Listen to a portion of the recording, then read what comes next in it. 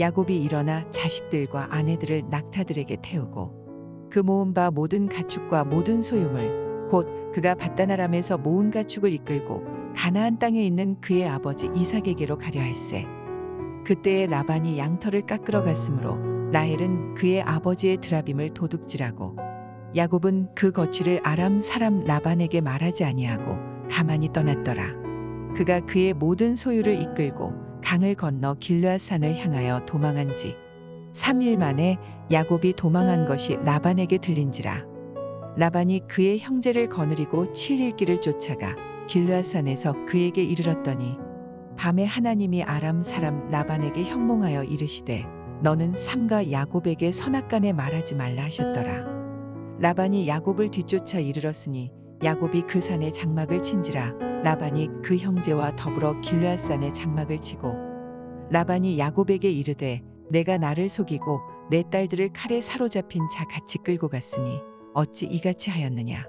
내가 즐거움과 노래와 북과 수금으로 너를 보내겠거늘 어찌하여 내가 나를 속이고 가만히 도망하고 내게 알리지 아니하였으며 내가 내 손자들과 딸들에게 입맞추지 못하게 하였으니 내 행위가 참으로 어리석도다. 너를 해할 만한 능력이 내 손에 있으나 너희 아버지의 하나님이 어제 밤에 내게 말씀하시기를 너는 삼가 야곱에게 선악간에 말하지 말라 하셨느니라.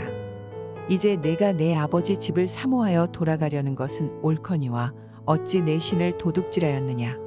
야곱이 라반에게 대답하여 이르되 내가 생각하기를 외삼촌이 외삼촌의 딸들을 내게서 억지로 빼앗으리라 하여 두려워하였음이니이다. 외삼촌의 신을 누구에게서 찾든지 그는 살지 못할 것이요 우리 형제들 앞에서 무엇이든지 외삼촌의 것이 발견되거든 외삼촌에게로 가져가소서 하니 야곱은 라헬이 그것을 도둑질한 줄을 알지 못함이었더라. 라반이 야곱의 장막에 들어가고 레아의 장막에 들어가고 두 여종의 장막에 들어갔으나 찾지 못하고 레아의 장막에서 나와 라헬의 장막에 들어가매 라헬이 그 드라빔을 가져 낙타 안장 아래에 넣고 그 위에 앉은지라. 라반이 그 장막에서 찾다가 찾아내지 못하매 라헬이 그의 아버지에게 이르되 마침 생리가 있어 일어나서 영접할 수 없사오니 내 주는 노하지 마소서 하니라. 라반이 그 드라빔을 두루 찾다가 찾아내지 못한지라. 야곱의 재산이 늘어나자 라반은 엄청난 적개심을 드러냅니다. 그래서 야곱은 위기를 만나게 되는데요. 오늘 본문은 우리 인생에 원치 않는 위기가 찾아와도 하나님의 백성다운 자세를 잃지 말 것을 우리에게 도전하고 있습니다. 그렇다면 위기가 찾아올 때 우리는 어떻게 해야 할까요? 야곱은 하나님께 즉시 순종합니다. 야곱은 고향으로 돌아가라는 하나님의 지시를 받자마자 떠나려고 합니다. 그는 자신이 정착하여 살아온 땅을 떠나는데 어떠한 주저함도 없이 채비를 차리고 가나안 땅으로 떠납니다. 만약 야곱이 떠나길 주저했다면 무슨 일이 벌어졌을까요? 아마도 욕심 많은 라반과 그의 아들들 때문에 생명을 부지하기도 어려웠을지 모릅니다. 하지만 야곱은 하나님께 즉각적으로 순종해서 생명과 재산을 지키게 됩니다. 사무엘상 13장에 보면 사울은 철제무기로 무장한 블레셋과의 전쟁을 앞두고 마음이 위축되어 조바심이 나고 있었습니다. 하나님께 번제를 드리고 전쟁을 해야 승리를 할 수 있는데 제사장인 사무엘은 정한 시간에 오지를 않는 겁니다. 백성들은 점차 흩어지게 되고요. 전투를 해야 되는데 사울의 마음은 점점 더 불안감으로 가득 차고 이 조바심은 위기 속에 있다고 생각이 들게 됩니다. 그래서 사울이 직접 제사를 드리게 됩니다. 하나님 앞에 불순종을 하는 모습을 보여주게 된 거예요. 이처럼 사람은 위기 앞에서 하나님의 말씀에 귀를 기울이고 순종하기보다는 자기 생각대로 섣불리 행동하고 잘못된 방법을 찾을 때가 더 많은 것 같아 보입니다.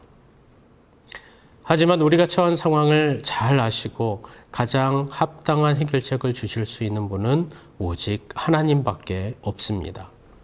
아무리 위기 속에 있더라도 인간적인 방법을 찾는 것이 아니라 위기 중에 말씀하시는 하나님께 귀를 기울이고 그 뜻에 즉각적으로 순종하는 것이 최선의 방법이라는 겁니다.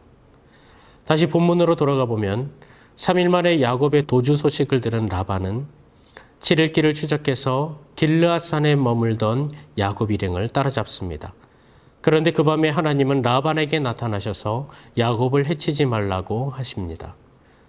라반은 이렇게 말합니다. 해칠 능력이 충분히 있었지만 하나님이 어젯밤에 막으셨기 때문에 참는다고 말을 합니다. 하나님께서 악한 행위를 막으시고 지켜주신 겁니다. 하나님의 백성인 우리는 위기의 순간 누구보다 하나님을 신뢰하고 의지해야 합니다. 모든 것을 주관하시는 하나님이 우리를 모든 위기 가운데 건져주실 줄 믿습니다.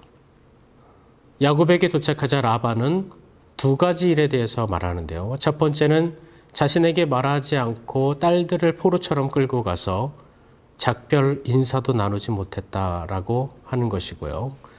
두 번째는 가정의 우상인 드라빔을 도둑질했다는 겁니다. 라반은 이 두 가지 이유를 듭니다. 딸과 손자들에게 인사하지 못했다고 말하면서 자신이 경우 있는 사람처럼 말하고 있어요. 하지만 라반은 야곱을 20년 동안이나 야곱과 그의 가족들을 붙잡고 있었습니다. 야곱은 라반에게 이렇게 말을 합니다. 만약 알리고 떠났다면 내 아내들을 억지로 빼앗을 것이라 라고 말을 합니다. 또 라반의 두 번째 비난에 대해서는 야곱은 라헬이 드라빔을 훔친 사실을 전혀 알지 못한 채 대답을 하게 됩니다. 라반과 함께 추격한 사람들은 드라빔을 찾기 위해 이곳저곳을 뒤집니다. 하지만 아무것도 발견하지 못하게 됩니다. 왜냐하면 생리 중에 있던 라헬이 그것을 깔고 앉았기 때문이에요. 드라빔을 깔고 앉은 모습은 우상이었던 드라빔이 우스꽝스러운 모습으로 변한 것을 보여줍니다. 라반에게 이 드라빔은 신으로 숭배되던 그런 것입니다.